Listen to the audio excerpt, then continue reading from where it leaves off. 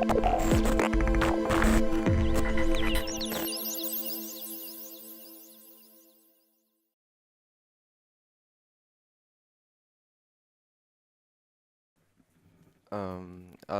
would like to welcome you to the talk about bringing mixed reality to the web.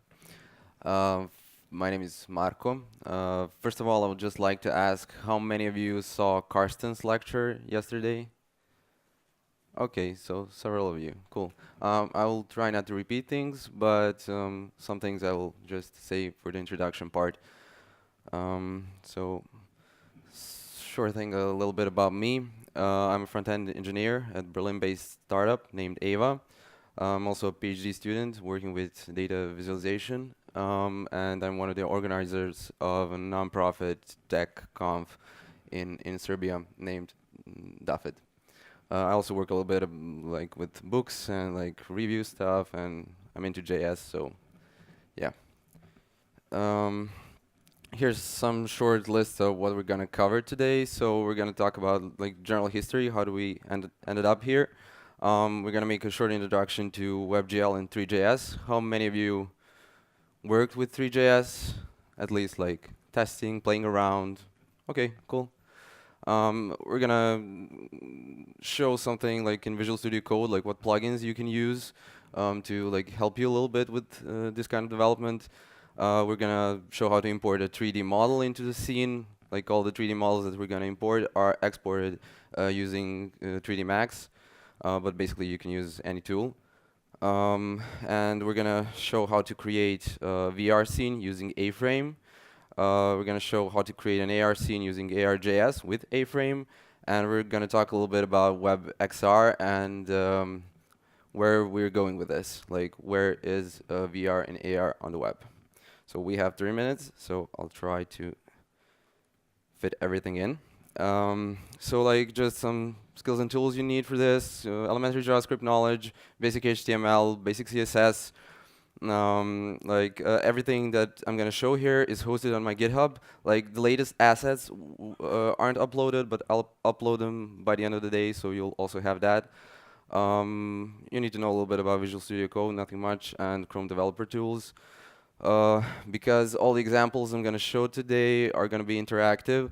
I'm using code.talks like developer Wi-Fi, so I'm gonna host a server, so all of you guys will be able to connect to my server. I hope. Like there's a little bit of problem with Wi-Fi here, so I'm not sure how it'll work when all of you guys connect to this, but I'll try to be a little bit.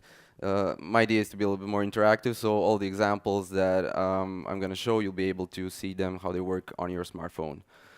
Everything is hosted with Node.js HTTP server, so you can do that by yourself also if you want to play around with this at home or something.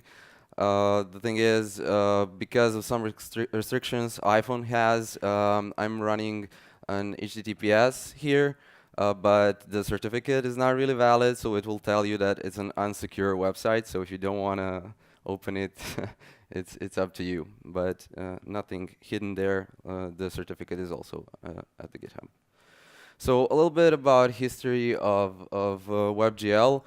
So like it's a JavaScript API, as all of you know. Like it's meant for rendering 2D and 3D graphics within any compatible web browser, which is basically every single browser right now currently available, like that is mostly used. So it allows us some GPU accelerated usage of physics, image processing, and stuff like that. So everything is projected to the canvas. It's kind of evolved out of a project that Vladimir Vukicevic did at Mozilla. So right now it's under Kronos, and from 2017 we have WebGL 2 version, and right now it's supported in all major browsers, both desktop and mobile. Three.js, which we heavily rely on in this talk, allows us to also create some GPU accelerated 3D animations using JavaScript language. So it kind of wraps around the WebGL API, so it makes it a little bit easier to code. It's first released in 2010, and we have a stable release like 96 plus right now. So we're gonna show an example, like how, like basic usage of 3.js, like creating a simple cube that rotates, nothing much. The link here is my GitHub profile, but if you scan the QR code, you'll be able to visit my localhost server.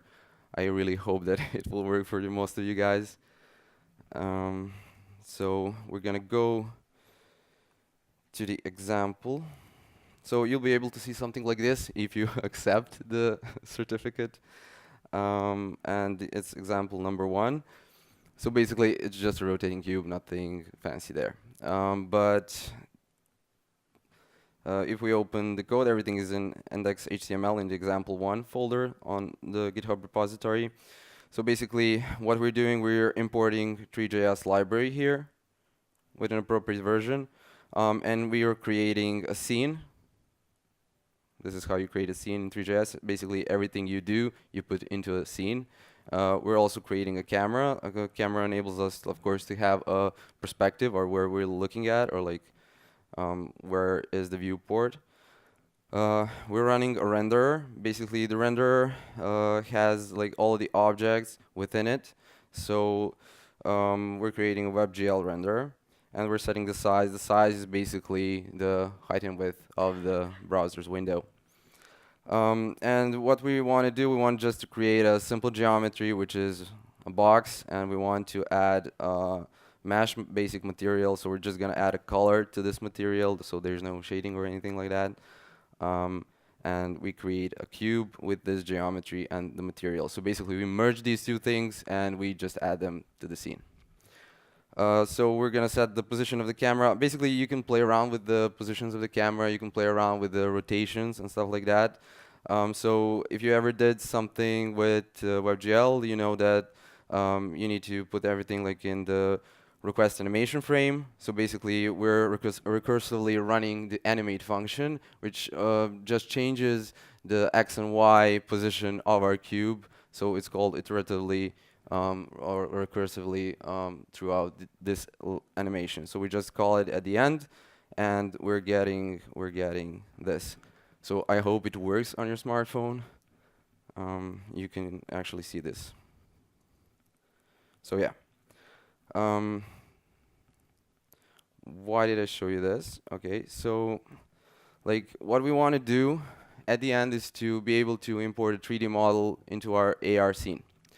So I'm kind of trying to guide you through the story. So first, we've shown how Three.js works, how you can just create a simple object and put it in animated.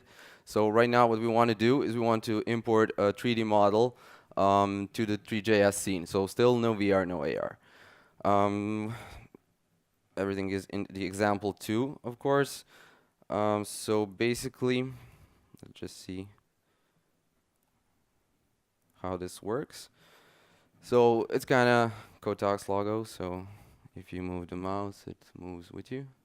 If you try it on your phone, touch is not enabled, so you won't be able to do anything with it. Basically, this is just for desktop. But if you want to modify it, you can send a pull request. Yeah. But yeah, that's it. So as I said, like this asset has been modeled in 3D Max, exported as an OBJ file, and imported into a Three.js scene. What is important here to say is it has been exported with materials. So the colors that you're seeing, the white and green, those are both in the exported material. So it's not added in Three.js, although you can manipulate materials in Three.js, so you can actually change these colors and everything. So let's see how this works. So in the example 2, basically in the index.html, I'm just setting a little bit of CSS, but everything is in the script.js. Before I show the code, I'll just like to tell you, like there's a cool plugin here in Visual Studio Code called 3D Viewer for Visual Studio Code, which basically allows you to open an OBJ file, and you can see actually how that file looks, like what the model looks like, so you can actually help yourself prevent that you're trying to load an object that's not properly exported and you're losing time thinking that your code is not working while the model is actually wrong. So if we just go here, after you install this plugin, you just go right-click and open in Viewer. So we're seeing this code.talks. So it does not apply material. That's the downfall of this, but I think that will be fixed. So you'll also be able to import the material itself. So that's it. So it's just an object. How this works with Three.js. So like in Visual Studio Code, they're running actually this. So it's kind of same thing. So if we open our script file, I hope the font is big enough.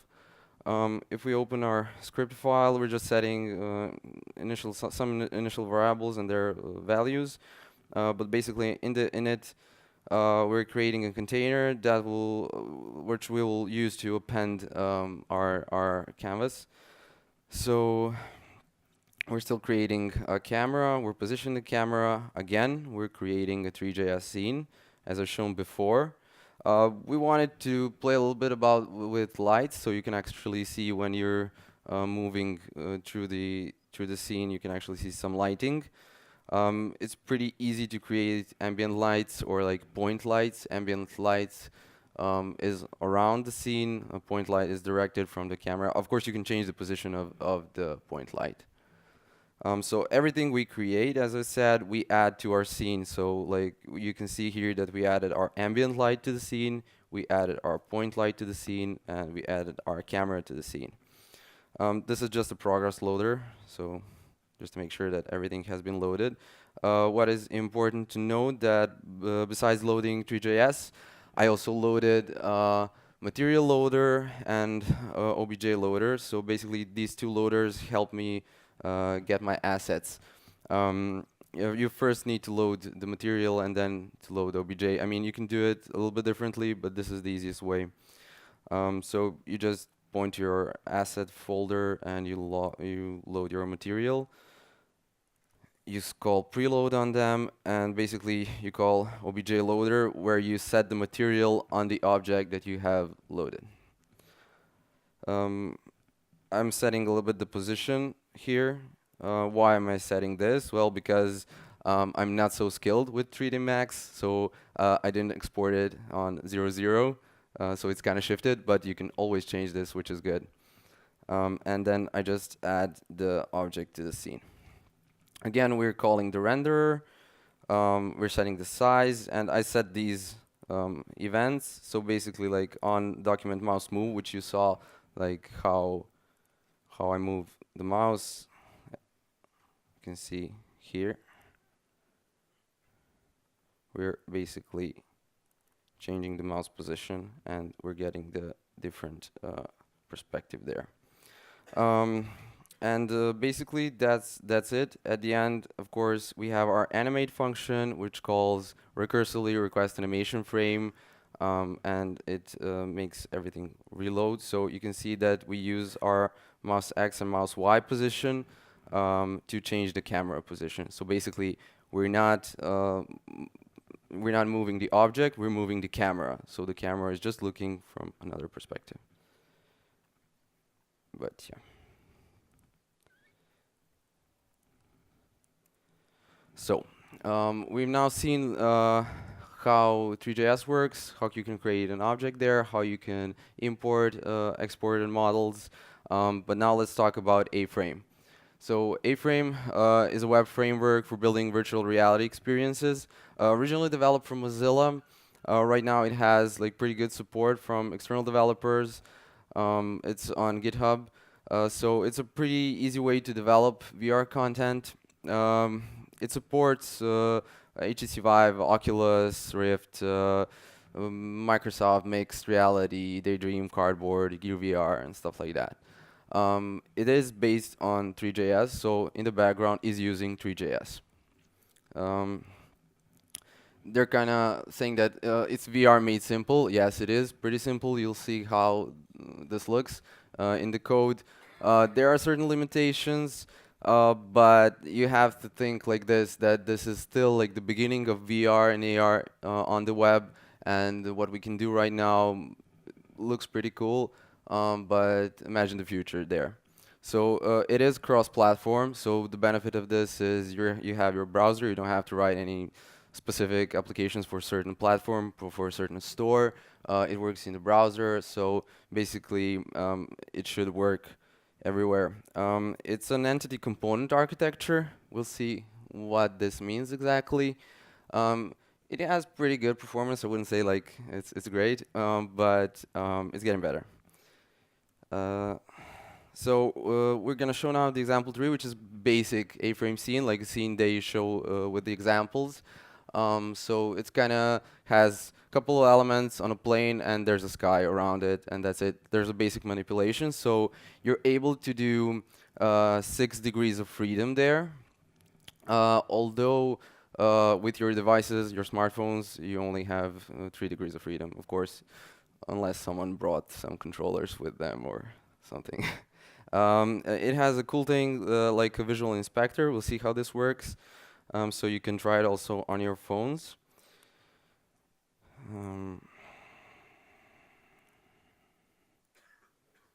So this is it.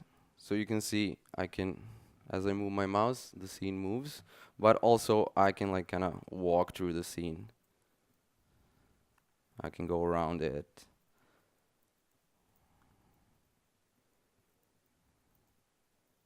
Yeah.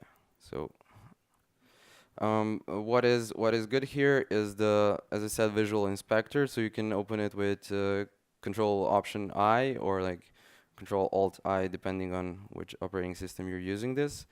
So if someone ever used Unity for game development, it looks kind of familiar, right? This is pretty interesting feature because you're able to place your elements, your objects that you imported to the scene somewhere in space. You don't have to basically think like, what is the position of X, what is the position of Z. You have this tool, and you can actually move the object. So you can select this, and you can drag it on basically on any axis, but you can also move the entire object. So it's an interesting feature. Like everything you do on the object itself is reflected here, so you can take all these values and enter them into your scene. So you don't have to think about where exactly you need to place your objects initially. So when we look at the code, this is the code. So this is all the code. So what is happening here? We're loading, of course, the A-frame library, which is loading Three.js, which uses WebGL. But here is basically everything that is interesting for you guys. So as we said, it has like a component architecture, component-based architecture. So any HTML that you write within this ascene tag won't work, like won't be visible at all. You will have to just find a different way to add your HTML there. There are different ways, of course. So if you want to add a text or something, it's not just adding a div and just injecting into the scene. But you're able to create some basic primitives that they already provide, like we saw here in our scene. Like here we saw a box, we saw a cylinder, we saw a sphere. And of course, there's the plane. This is the green one is the plane, and the sky is all around us. So we're setting some initial positions of these things. As I've said, like you don't have to think about these things. You just open your visual inspector, and you can position them wherever you are, wherever you want them to position it, and that's it. I just set some initial colors to differentiate them, and that's kind of it here. So we have an A scene, and within the A scene, we have all of our elements. So box, sphere, cylinder, plane, and sky. And that's exactly what we're seeing. So if we go to the example 4, so this is an A-frame scene with imported assets. So I've shown you now how can you like create a basic example with A-frame, just already some components that exist, but what we want to do, we want to import our own model. So we have to figure out how to do that. You can also, like, depending on how you do the export, which is always very relevant, is your exported OBJ object like too big, so you need to just a little bit move the camera, or make it close by. So just need to make sure this is working properly. But as I said, you have the element inspector for this. So this is our scene. So you can see here at the bottom right corner, there's some kind of glasses. So if you click on this, it will split your mobile screen into two. So you'll be able to put your phone in some headset, and this will work. On some phones that have maybe a little bit, I would I would say different hardware. Some sensors are more sensitive, so it moves like crazy. Yeah, I see that. Yeah, that's why. But if you're like really calm, it's okay. This will be fixed. But as I said, different implementations, different software, different hardware, but it does work. So here, like, we can also move around the scene. Don't move. um, so yeah. So we have now a VR scene with an imported object.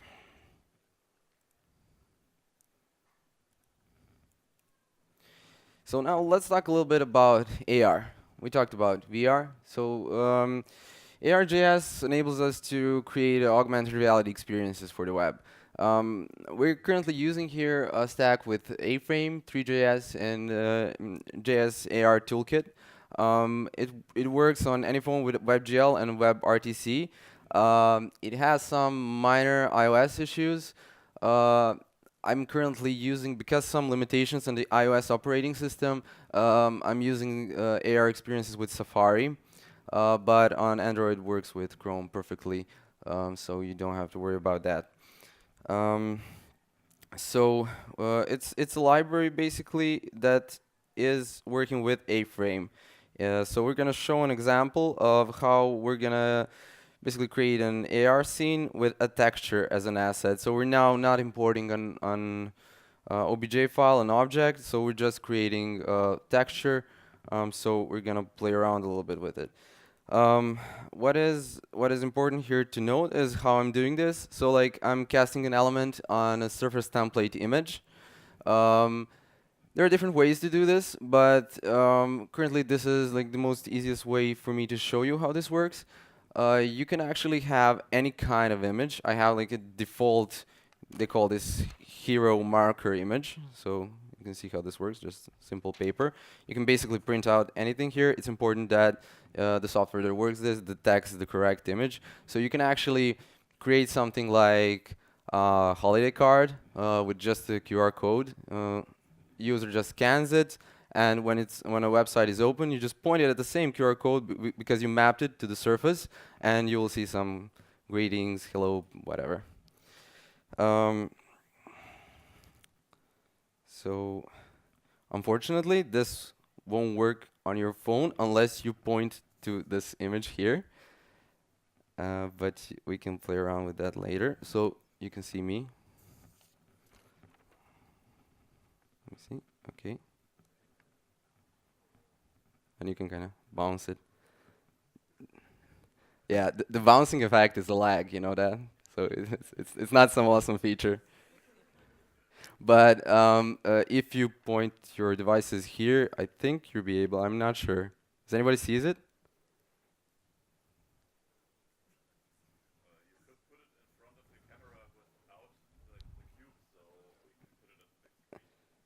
That would be good, but I can do something even better.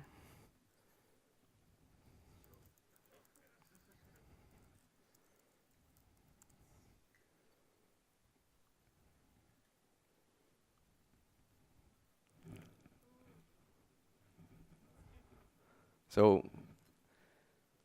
like, I can assume it's working. Cool. Okay. So it's a fun thing, right? Um, But let's see the code, or I should leave the marker and let you play. Um, okay, I'll leave it later. Um, so we're currently with the example 5. So what do we see here?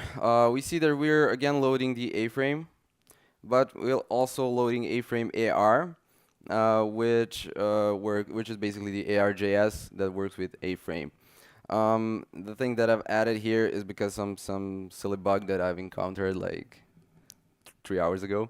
But I think it's just a question of the library or something, some dependency I couldn't pull in. This should work without this. So again, we have our A scene, as you can see here. Everything is wrapped within the A scene.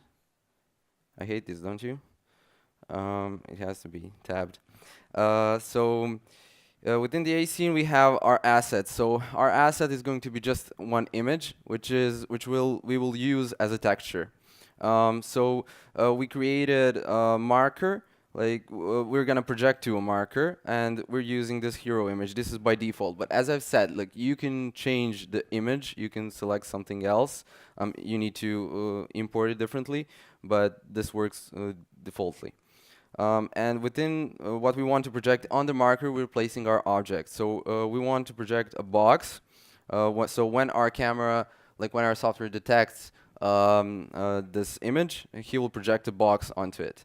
But we want to add a texture to it, and this is why we're creating this asset element with an ID of texture, and we just put the image on all of the sizes, on all the sides of the box. And we just have some camera that we're using here for moving around. Okay. So it's all fun and games, right? But like I told you, like what is VR, what is AR, but what is mixed reality? It's easiest to like explain things to developers with rubber ducks. I think like VR, AR, it's pretty clear what it is. Mixed reality enables us to place and remember where the objects are placed, and they don't. They basically interact with the environment you're currently in. So like if I place it behind this table, it will be behind this table. So here comes WebXR. You probably heard about WebVR, which is an API that currently exists within Google Chrome and Mozilla. But WebXR is the next iteration of it. So it's an API for accessing virtual and augmented reality devices, including sensors, head-mounted displays, and others. So basically, the API will allow us to use all of the features our VR, AR devices have. So it will harness that power and enable us to create a little more immersive experiences. Wide change from WebVR to WebXR, but because of the augmented reality. Currently, the immersive web group is working on this. Anyone can join the immersive web group. Some of the guys there are from Google, from Mozilla. There are a lot of independent developers. So it's pretty interesting, but you get a lot of emails. You can just see the GitHub and you can see what they're doing. It is in like certain stage of development where you cannot rely on the solutions. So like you can play around with them, but you cannot create any experiences that should work in general always on your platform, always on your websites or whatever. So this is something that we're expecting in like maybe 2 years, I don't know. It kind of enables us to track our devices with positional tracking, head tracking capabilities, like all the features our VR devices, AR devices have.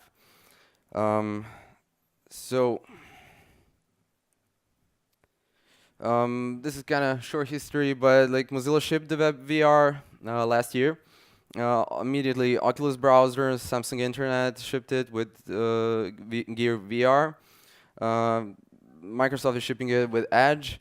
As soon as they created this WebVR API, frameworks like A-Frame, React VR relied on that. So if you saw like how I demonstrated in my browser how we're using A-Frame on your phone, it works with the sensors that are in the phone, so you have those 3 degrees of freedom thanks to things like this.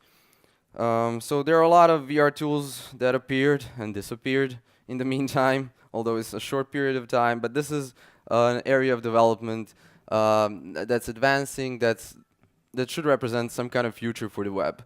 We'll see how big will it be. Like, will it be consumed by native experiences? But web as itself proved to be a pretty strong player, and it can survive all of these things. WebXR started like with 2018, and there are a couple of applications that you can check out, like WebXR Viewer for iOS. There are a couple of things for Android, but as I said, like solutions that you create today with the current API might not work with the browser they're going to ship in 3 weeks. So it's currently in development.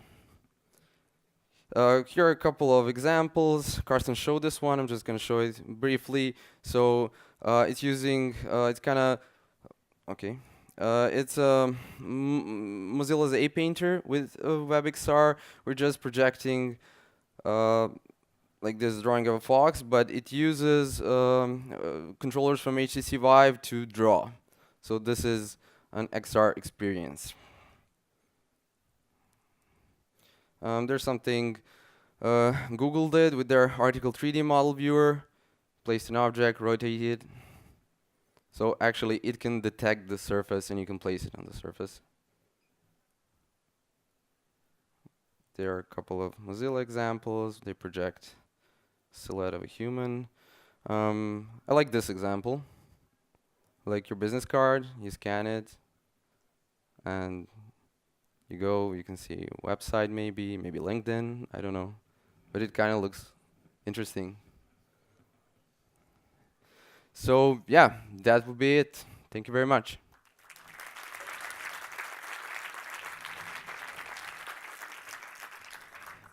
So if anyone has questions, we have time. Yeah?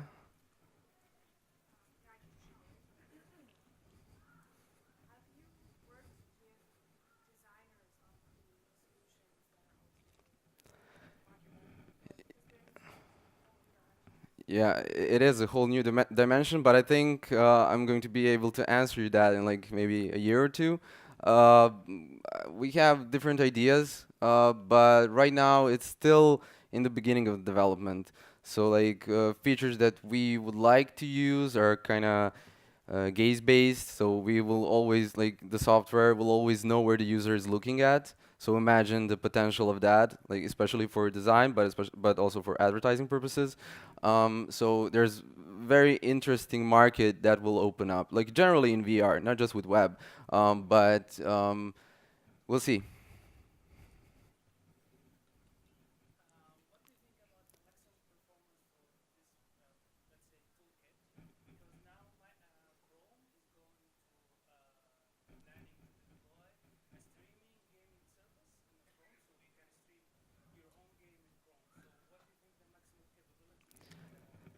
Yeah, I've tested with different scenarios. Like I was able to go from 60 frames per second to 10 frames per second, depending on what I did. Like for my PhD, I did AR experience with map rendering. So kind of I ported Google Maps to AR, and like frames were really, really low. Especially because I also draw polygons on top of the map. So it's pretty expensive, but there's ways to optimize it. But for experiences like I've shown here, I think 60 frames per second is pretty doable with a normal computer. Yeah.